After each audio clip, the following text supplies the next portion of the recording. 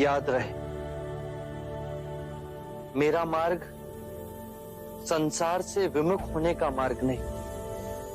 मुझे उस प्रारब्ध पर विश्वास नहीं जो मनुष्य के अच्छे और बुरे कर्म से अछूता है। मुझे उस प्रारब्ध पर विश्वास है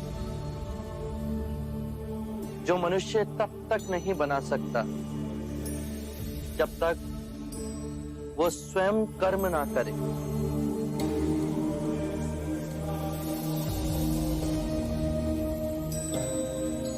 हमने मां समान पृथ्वी को दुखदाई बना दिया। संपूर्ण संसार दुख और पीड़ा से तड़प रहा, परंतु ये संसार दुख और पीड़ा का संग्रह नहीं। इस संसार में बुद्ध का निवास हो सकता है, किंतु उसके लिए हमें स्वयं बुद्ध को जगाना होगा। और अब उसका उत्तरदायित्व आप सब पर है।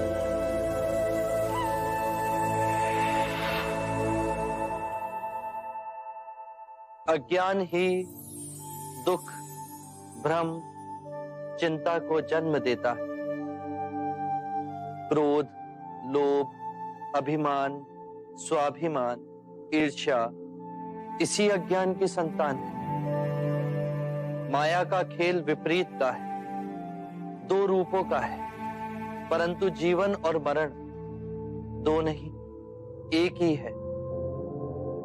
हमें इस भ्रम को दूर करना है।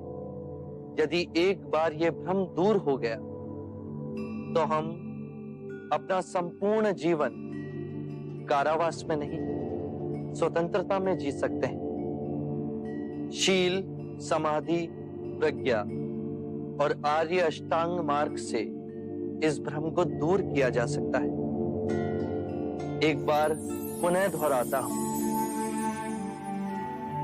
सम्यक ज्ञान, सम्यक विचार, सम्यक वाणी, सम्यक कर्म, सम्यक आजीविका, सम्यक प्रयास, सम्यक चेतना और सम्यक एकाग्रता।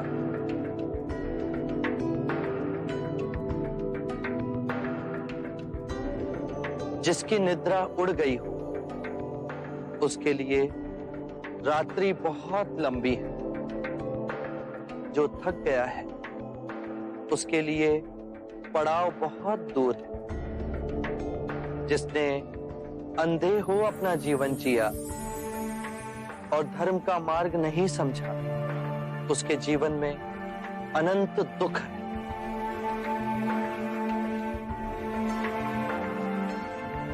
किसी भी बात पर, चाहे वो आपने कहीं पढ़ी हो या किसी महानुभाव का कहना हो या मेरे ही कहे हुए वचन ही क्यों ना हो, सहजता से विश्वास मत करना जब तक वो तुम्हारी बुद्धि, तुम्हारे विवेक और तुम्हारे सामान्य समझ की कसौटी पर खरा ना उतरे।